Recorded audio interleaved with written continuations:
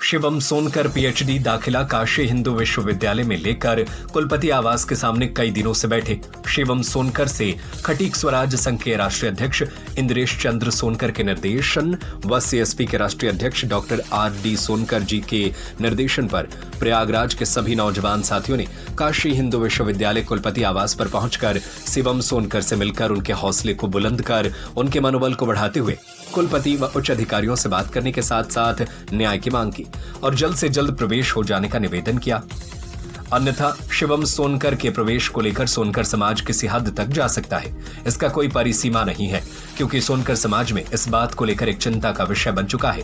अब सोनकर समाज अपनी एकता को दिखाने का हुंकार भर लिया है। सोनकर समाज की स्वाभिमान व विधानसभा में दहाड़ने वाली शेरनी विधायक डॉक्टर रागिनी सोनकर अपनी उपस्थिति दर्ज करके शिवम सोनकर के न्याय के लिए राज्यपाल से समय भी मांगी है।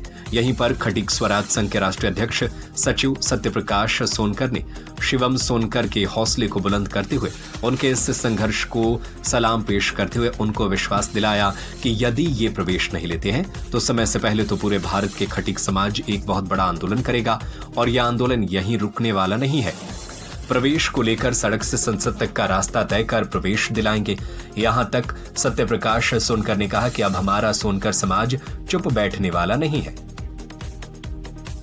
क्योंकि अब सब्र से बहुत देर हो चुकी है। अभी भी समय है, प्रवेश कर ले, अन्यथा आंदोलन की कोई परिसीमा नहीं है।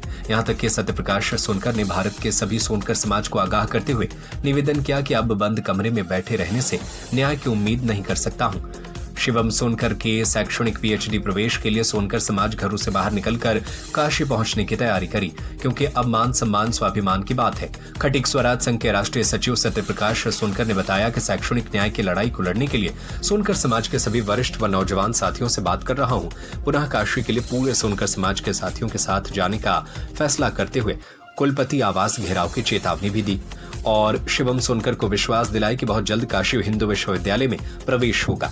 शिवम सोनकर ने खटीक स्वराज संघ एवं सोनकर समाज को पाकर फपक कर रोने लगे और उन्हें बताया कि मैं बहुत परेशान हो चुका हूं। मेरा दाखिला जब तक नहीं होगा मैं इसी तरह बैठा रहूंगा। साथ में जज्बा साथी एडवोकेट शैलेंद्र सोनकर, अजय सोनकर, भोला सोनकर, रंजीत सोनकर, अमरीश सोनकर समेत बड़ी संख्या में सोनकर समाज के लोग सहयोग करने पहुंचे। मेरा नाम शिवम सोनकर। शिवम, क्या हुआ था अचानक? क्या बात है कि आप एकदम धूप में नंगे बदन यहाँ बैठे हुए हैं? कितने दिन हुआ आपको बैठे हुए और क्या पूरा मामला है? साहब मेरा ये 6वां दिन करने का है। मैं शैक्षणिक न्याय की लड़ाई लड़ रहा हूँ। मेरे विभाग ने पीएचडी प्रवेश सत्र 2024-25 के लिए आवेदन मंगाए गए थे। 7 सीटों पर मेरे विभाग में आवेदन मंगाए गए थे। सिर्फ 4 सीटों पर दाखिले लिए गए और 3 सीटें रिक्त छोड़ दी गई।